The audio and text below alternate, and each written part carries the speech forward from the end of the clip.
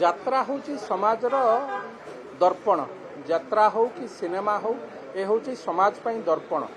ଆମେ ଯେଉଁଭଳି ଭାବେ ଯାତ୍ରା ଦେଖିଥାଉ କି ଚଳଚ୍ଚିତ୍ର ଦେଖିଥାଉ ତାକୁ ପରବର୍ତ୍ତୀ ଅବସ୍ଥାରେ ସମାଜ ଉପରେ ତାର ପ୍ରଭାବ ପଡ଼ିଥାଏ। ସେଇଆକୁ ଅନୁକରଣ କରି ଆମେ ସମାଜକୁ ଚଳେଇଥାଉ। ଯାତ୍ରା ବିଷୟରେ ବିଶେଷ ଭାବରେ କହିବି, ଏ ଆମ କଳା ସଂସ୍କୃତି ସାଙ୍ଗରେ ଜଡ଼ିତ। ଯାତ୍ରା କାହିଁକି ଚଳଚ୍ଚିତ୍ର ମଧ୍ୟ ଆମ ସଂସ୍କୃତି ବିଶ୍ୱର ସବୁଠାରୁ ବଡ଼ ସଂସ୍କୃତି। ଆମ ସଂସ୍କୃତି ଜଗନ୍ନାଥଙ୍କ ସଂସ୍କୃତି। ଆମ ସଂସ୍କୃତିକୁ ଯଦି କିଏ ସଂସ୍କୃତି ବିହୀନ କରିବାକୁ ଚାହୁଁଥିବ, କିଏ ଅପସଂସ୍କୃତି କରିବାକୁ ଚାହୁଁଥିବ, ଆମ ସଂସ୍କୃତିକି କିଏ ନଷ୍ଟ କରିବାକୁ ଚାହୁଁଥିବ, ତାହେଲେ ଆମେ ତାହାକୁ କରାଇଦେବୁ ନାହିଁ। କାହିଁକି ମୁଁ ଏକଥା କହୁଛି? ଗତକାଲି ଆଜି ସମସ୍ତ ଖବରକାଗଜରେ ବାହାରିଛି ଯାତ୍ରା ପେଣ୍ଡାଲ ଉପରେ ଜିଅନ୍ତା ଘୁଷୁରୀ, ଜିଅନ୍ତା କୁକୁଡ଼ାକୁ ଯେଉଁଭଳି ଭାବରେ ହତ୍ୟା କରାଯାଉଛି, ତାକୁ ଷ୍ଟେଜ୍ ଉପରେ ଛିନ୍ନ ବିଚ୍ଛିନ୍ନତ କରିକି ତାକୁ ଖିଆଯାଉଛି ବା ତାକୁ ହତ୍ୟା କରାଯାଉଛି, ଏ ଗୋଟେ ସମାଜ ବିରୋଧୀ କାର୍ଯ୍ୟ ବୋଲି ମୁଁ ଭାବୁଛି। ଲୋକଙ୍କୁ ମନୋରଞ୍ଜନ କରାଇବା ନାଁରେ ଏକ ଅପସଂସ୍କୃତିକି ଆଣିକି ଆମ ଉପରେ ଲଦିଦେବା, ବିଶେଷ ଭାବରେ ଓଡ଼ିଶା ଭଳି ଏକ ଶାନ୍ତିପ୍ରିୟ ରାଜ୍ୟ ଏବଂ ଜଗନ୍ନାଥ ସଂସ୍କୃତିର ରାଜ୍ୟର ଭାଇ ଭଉଣୀଙ୍କ ଉପରେ ଏଭଳି କାର୍ଯ୍ୟକ୍ରମକୁ ମୁଁ ଦୃଢ଼ ଭାବରେ ନିନ୍ଦା କରୁଛି। ଏଭଳି ଘଟଣା ପୁନରାବୃତ୍ତି ହେବା ଉଚିତ ନୁହେଁ ଏବଂ ତତ୍ସହିତ ଯାତ୍ରା ମାନଙ୍କରେ ଯାତ୍ରା ପୂର୍ବରୁ ବା ନାଟକ ପୂର୍ବରୁ ଯେଉଁଭଳି ଭାବରେ ନୃତ୍ୟ ହେଉଛି, ନଗ୍ନ ନୃତ୍ୟ, ଏ ଆମ ସଂସ୍କୃତିର ବିରୋଧୀ। ତାକୁ ମୁଁ ଦୃଢ଼ ଭାବରେ ବିରୋଧ କରୁଛି। ଏଭଳି ସଂସ୍କୃତି ବନ୍ଦ ହେବା ଦରକାର। ଏଭଳି ସଂସ୍କୃତିକି ଯଦି ବନ୍ଦ ନ କରିବା, ପରବର୍ତ୍ତୀ ପିଢ଼ି ବା ଆଗାମୀ କାଲିର ପିଢ଼ି ଏ କଥା ଉପରେ ଆମକୁ କ୍ଷମା ଦେବେ ନାହିଁ।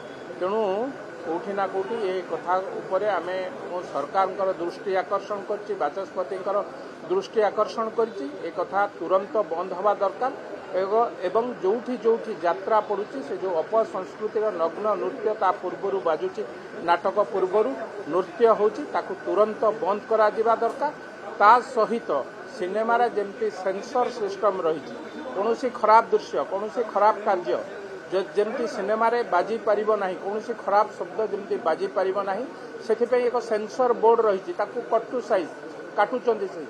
ସେଇଭଳି ଭାବେ ଯାତ୍ରା ରିହର୍ସାଲ ପୂର୍ବରୁ, ଯାତ୍ରା ପୂର୍ବରୁ ଯାତ୍ରା ମାଲିକମାନଙ୍କୁ ସରକାର ଏଇଭଳି ସେନ୍ସର ବୋର୍ଡ ଅନୁସାରେ କାର୍ଯ୍ୟକ୍ରମ କରାଇବେ ବା ଯାତ୍ରା କରାଇବେ, ଯାହାଦ୍ୱାରା ଓଡ଼ିଶାର କଳା ସଂସ୍କୃତି ବଞ୍ଚିବ। ଆମ ସଂସ୍କୃତି ବଞ୍ଚିଲେ ଆମେ ବଞ୍ଚିବା। ପରବର୍ତ୍ତୀ ପିଢ଼ି ଏ ସଂସ୍କୃତିକି ନେଇକି ଗର୍ବ କରିବ। ଆମ ସଂସ୍କୃତି ବିଶ୍ୱର ସର୍ବଶ୍ରେଷ୍ଠ ସଂସ୍କୃତି। ଏ କଥାକୁ ମୁଁ ପୁନର୍ବାର ଆପଣଙ୍କ ପାଖରେ ଉତ୍ଥାପନ କରୁଛି। ଯାତ୍ରା ପ୍ରେମୀମାନଙ୍କୁ ବା ଯାତ୍ରା ଶିଳ୍ପ ଉପରେ ଯେଉଁମାନେ ନିର୍ଭର କରୁଛନ୍ତି, ତାଙ୍କୁ କୌଣସି ପ୍ରକାର ଆଘାତ ଆମର ଉଦ୍ଦେଶ୍ୟ ନଥିଲା। ଓଡ଼ିଶା ହେଉଛି କଳା ସଂସ୍କୃତିର ମାଟି। ଏଠି ସମସ୍ତେ କଳାକୁ ଭଲ ପାଆନ୍ତି। ତେଣୁ ଯାତ୍ରାରେ ଯେଭଳି ଭାବରେ ବର୍ତ୍ତମାନ ଅଶ୍ଳୀଳତାକୁ ଗୋଟେ ମାଧ୍ୟମ ବନେଇଛନ୍ତି ଏବଂ ଅଙ୍ଗ ପ୍ରଦର୍ଶନ ଉପରେ ଗୋଟେ ପ୍ରତିଯୋଗିତା କରୁଛନ୍ତି ଏବଂ ଭାଷାଗତ ସଂଯମତା ରକ୍ଷା କରୁନାହାନ୍ତି, ୟାକୁ ମାନେ ଓଡ଼ିଶାର ମାନେ କୋଟି କୋଟି ଯାତ୍ରା ପ୍ରେମୀକୁ କଷ୍ଟ ଦେଇଛି ଏବଂ ୟା ଦ୍ୱାରା କ'ଣ ହେଉଛି, ମାନେ କଳାର ମାନ ନିମ୍ନଗାମୀ ହେଉଛି।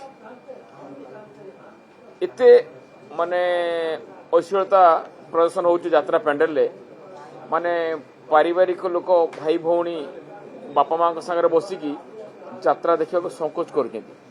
ତେଣୁ ଆଜି ମୁଁ ବିଧାନସଭାରେ ଏକଥା ମାନ୍ୟବର ବାଚସ୍ପତିଙ୍କ ଦୃଷ୍ଟି ଆକର୍ଷଣ କଲି ଯେ ୟା ଉପରେ ଗୋଟେ ରୋକ ଲଗାଯାଉ। ଯେମିତି ଫିଲ୍ମରେ ଗୋଟେ ସେନ୍ସର ବୋର୍ଡ ଅଛି, ସେଇଭଳିଆ ଯାତ୍ରା ପାଇଁ ବି ମଧ୍ୟ ସେଇଭଳିଆ ଗୋଟେ ସୀମାରେଖା ରଖାଯାଉ, ଯାହାଫଳରେ କି